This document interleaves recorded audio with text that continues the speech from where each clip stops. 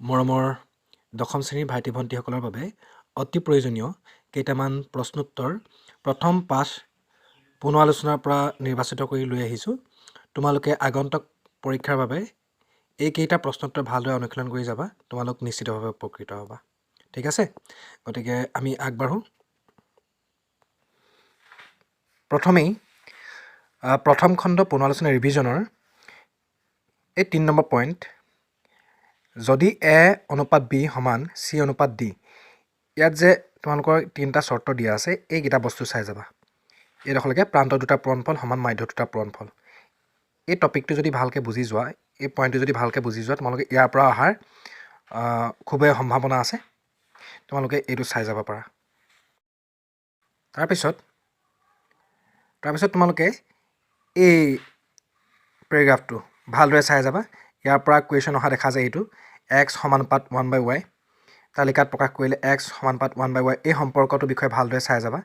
ইয়াৰ পৰাও আগতে পৰীক্ষাত প্ৰশ্ন আহিছে, গতিকে তোমালোকে এইটো ভালদৰে বুজি ল'বা।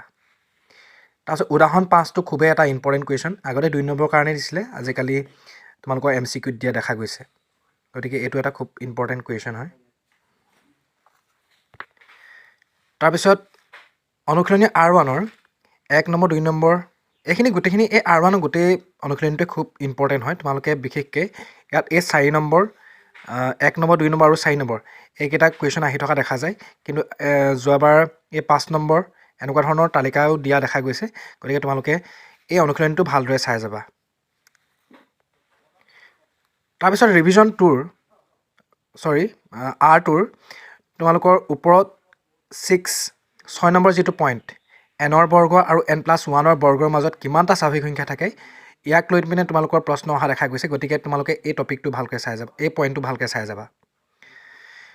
তাৰপিছত ইয়াৰ পৰা অহা খুব দেখা গৈছে 7 নম্বৰ কুৱেশ্যনটো আৰু 8 নম্বৰ কুৱেশ্যনটো মষ্ট ইম্পৰ্টেণ্ট কুৱেশ্যন হয়। 4, 9 আৰু 10ৰে হৰণ কৰিব পৰা আটাইতকৈ সৰু পূৰ্ণবৰ্গ সংখ্যাটো উলিওৱা। এইটো খুব বাৰে বাৰে আহি থকা দেখা গৈছে, এইটো কুৱেশ্যন হয়। গতিকে এনেকুৱা নহয় যে 4, 9 আৰু 10ই দি দিব, তোমালোকক ইয়াত বেলেগ বেলেগ সংখ্যাও দি দিব পাৰে। গতিকে কিন্তু মেইন বস্তুটো যদি তোমালোকে কনচেপ্টটো যদি লৈ লোৱা, তেনেহ'লে ইয়াৰ পৰা তোমালোকৰ একো অসুবিধা পাবলগীয়া নাই। তাৰপিছত তোমালোকে 11 নম্বৰ কুৱেশ্যনটো চাব পাৰা, তলৰ কোনটো এটা সংখ্যা অযুগ্ম সংখ্যাৰ বৰ্গ। তো এইটো এটা খুব বেছি ইম্পৰ্টেণ্ট কুৱেশ্যন। আৰু 11 নম্বৰ যিকেইটা MCQ আছে, এই MCQ কেইটা খুবেই বেছি ইম্পৰ্টেণ্ট। গতিকে R2ৰ 11 নম্বৰ MCQ কেইটা তোমালোকে চাবলৈ নাপাহৰিবা। যদি এতিয়াও তোমালোকে চোৱা নাই, এতিয়া তোমালোকে চাই লোৱা ভালদৰে।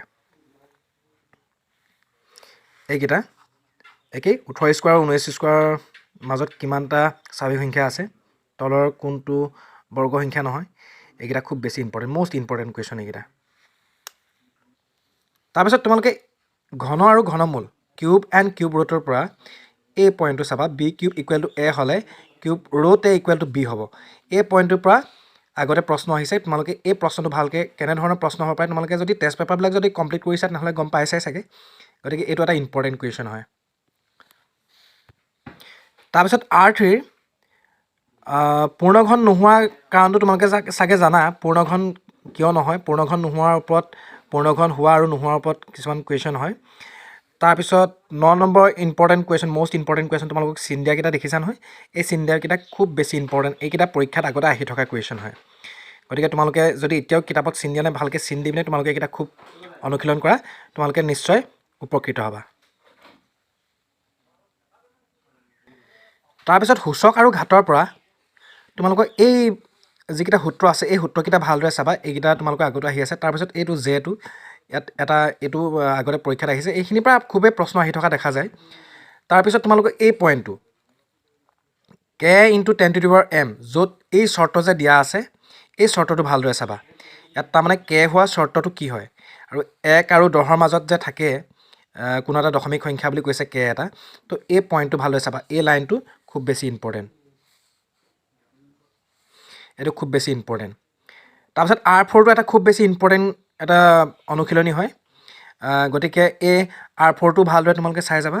আৰু তাতে R4টোত এই প্ৰামাণিক ৰূপটো খুবেই বেছি ইম্পৰ্টেণ্ট, মষ্ট ইম্পৰ্টেণ্ট এটা কুৱেশ্যন অহা দেখা যায় ইয়াৰ পৰা 6 নম্বৰটো। আৰু সাধাৰণ ৰূপত প্ৰকাশ কৰাটো একেদৰে খুব এটা ইম্পৰ্টেণ্ট কুৱেশ্যন হ'ব পাৰে।